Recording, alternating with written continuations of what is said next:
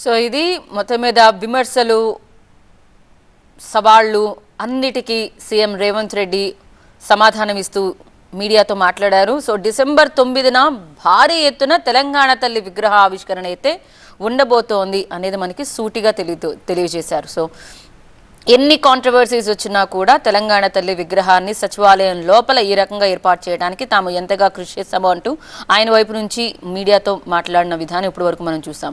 ₹1 ఖర్చు చేసేంత వరకు ఇప్పుడు మనం చూస్తున్నాం. భూమి పూజ అనంతరం ఆయన మీడియాతో మాట్లాడుతూ కానీ ఎక్కడ నమూనాకి సంబంధించి ఎక్కడా కూడా ఒక వివరణలాగా ఇవ్వలేదు. బికాస్ ఒక సర్ప్రైజింగ్లా మనకి డిసెంబర్ 9న విగ్రహావిష్కరణ భారీ ఎత్తున చేయబోతున్నారనేది మనకు అర్థమవుతుంది. కాబట్టి సో సచివాలయం ప్రాంగణంలో విగ్రహ నిర్మాణానికి సంబంధించిన భూమి పూజ ఇప్పటి వరకు మనం చూసాం. విగ్రహ ఆవిష్కరణకు ఎలా అయితే శాస్త్రోక్తంగా వాస్తు శాస్త్ర ప్రకారం కూడా భూమి పూజ చేస్తారో అదేవిధంగా వారు ఆ భూమి పూజలో పాల్గొన్నారు.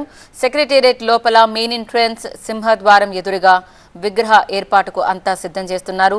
ఇంకా సమయం చాలా రోజులు ఉంది. సో ఈలోపు విగ్రహం ఎలా ఉండబోతోంది అనేది ఫైనల్ చేసే అవకాశం కనిపిస్తోంది. శ్రావణ మాసం దశమి మంచి రోజు కావడంతో తెలంగాణ తల్లి విగ్రహానికి భూమి పూజ చేశారు సీఎం రేవంత్ రెడ్డి. తెలంగాణ తల్లి విగ్రహం 10 సంవత్సరాలు వాళ్ళు ఏర్పాటు చేయలేదు.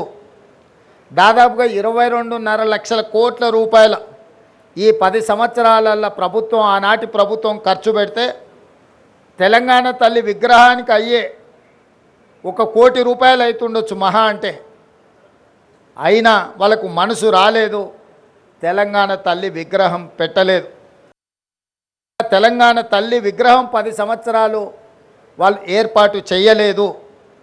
దాదాపుగా 22.5 లక్షల కోట్ల రూపాయల ఈ 10 సంవత్సరాల ప్రభుత్వం ఆనాటి ప్రభుత్వం ఖర్చు పెడితే తెలంగాణ తల్లి విగ్రహానికి అయ్యే ₹1 కోటి అవుతుండొచ్చు మహా అంటే. అయినా వాళ్ళకు మనసు రాలేదు, తెలంగాణ తల్లి విగ్రహం పెట్టలేదు.